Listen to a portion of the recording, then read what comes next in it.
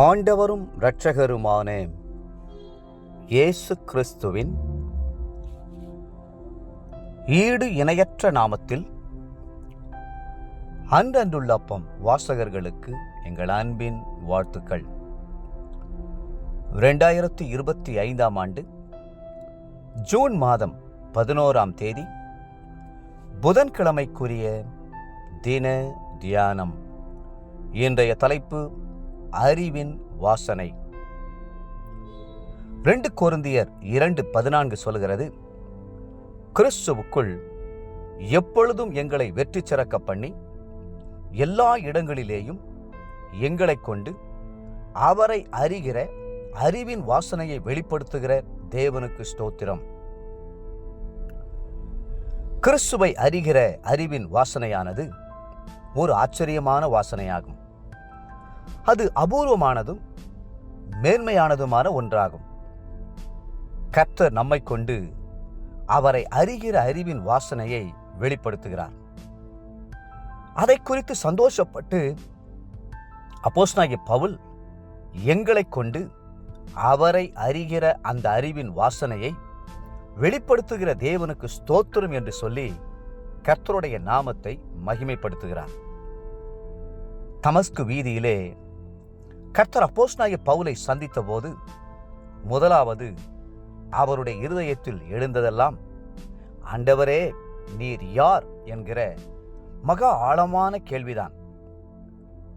அப்போஸ்தலர் 9:5. அவர் யார் என்று அறிந்து கொள்வதற்கு நம்முடைய முழு ஆயுளும் போதாது. ஆனாலும் அவரை அறிய வேண்டும் என்று அப்போஸ்தலனாகிய பவுல் தீர்மானித்ததினால் கர்த்தர் முதலாவது அவருக்கு தன்னை வெளிப்படுத்தும் போது, நீ துன்பப்படுத்துகிற இயேசு நானே என்று சொன்னார். அப்போஸ்தலர் நடபடிகள் 9:5. தேவன் மகா அன்புள்ளவர், இரக்கமுள்ளவர், ஒளியானவர், வழியானவர், வாசலானவர், சத்தியமானவர், ஜீவனுமானவர். அதே நேரத்தில் சவுல் என்ற பவுலால் துன்பப்படுத்தப்பட்டவருமாகவும் இருந்தார். அப்போஸ்தலனாகிய பவுல் அந்த வெளிப்பாட்டோடு நின்று விடாமல் மேலும் தேவனை அறிய விரும்பினார். என் கர்த்தராகிய கிறிஸ்து இயேசுவை அறிகிற அறிவின் மேன்மைக்காக எல்லாவற்றையும் நஷ்டம் என்று எண்ணிக்கொண்டிருக்கிறேன். நான் அவரையும் அவருடைய உயிர்த்தெழுதலின் வல்லமையும் பாடுகளின் ஐக்கியத்தையும் அறிகிறதற்கும் எண்ணுகிறேன் என்று பிலிப்பியர் 3ஆம் அதிகாரம் 8, 10 மற்றும் 11ஆம் வசனங்களில் குறிப்பிடுகிறார். நீங்கள் கர்த்தரை எந்த அளவுக்கு அறிந்து கொள்ள வேண்டும் என்று விரும்புகிறீர்களோ அந்த அளவுக்கு கர்த்தருக்கு உகந்த வாசனை வீசுவீர்கள். அப்போஸ்தலனாகிய பேதுரு அதை குறித்து எழுதும்போது, நம்மை அழைத்தவரை அறிகிற அறிவினாலே ஜீவனுக்கும் தேவ பக்திக்கும் வேண்டிய யாவற்றையும் அவருடைய திவ்ய வல்லமையானது நமக்கு தந்தளினது என்று குறிப்பிட்டார். 2 பேதுரு 1:3. கிறிஸ்துவை அறிகிற அறிவினாலே நமக்கு வருகிற ஆசீர்வாதங்கள் எண்ணற்றவை. அதிலே ஜீவனுக்கும் தேவ பக்திக்கு வேண்டிய யாவற்றையும் நாம் பெற்றுக்கொள்கிறோம். அவருடைய திவ்ய வல்லமையை பெற்றுக்கொள்கிறோம். நித்திய ஜீவனை பெற்றுக்கொள்கிறோம். வேதம் சொல்கிறது 2 பேதுரு 1:8, நம்முடைய கர்த்தராகிய இயேசு கிறிஸ்துவை அறிகிற அறிவிலே வீணரும் கனியற்றவர்களுமாய் இருக்க ஒட்டாது.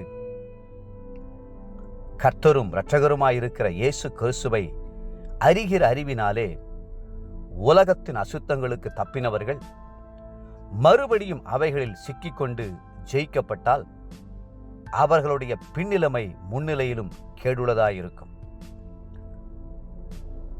என்று வேதம் சொல்லுகிறது. 2 பேதுரு 2:20. தேவப்பிள்ளைகளே, கர்த்தரை இன்னும் அதிகமாய் அறிந்து கொள்ள முற்படுவீர்களா? இன்னும் உம்மை அறியணுமே, இன்னும் கிட்டி சேரணுமே என்ற ஏக்கத்தோடு வாசனை வீசுவீர்களா? இன்றைய நினைவிற்கு 2 பேதுரு 3:18. நம்முடைய கர்த்தரும் இரட்சகருமாகிய இயேசு கிறிஸ்துவின் கிருபையிலும் அவரை அறிகிற அறிவிலும் வளருங்கள். இன்றைய வேத வாசிப்பு காலை எஸ்ரா 1 மற்றும் 2 அதிகாரங்கள், மாலை யோவான் 19 அதிகாரம் 23 42 முடிய. அன்புக்குரிய அன்றென்றுள்ளப்பம் வாசகர்களே, மீண்டும் உங்களை வாழ்த்துகிறோம். கர்த்தராகிய இயேசு கிறிஸ்துவை இன்னும் அதிகமாய் அறிந்து கொள்ளுங்கள். அவருடைய வாசனையை உலகமெங்கும் வீசுங்கள். கர்த்ததாமே உங்களை ஆசீர்வதித்து மென்மேலும் உயர்த்துவாராக. ஆமென்.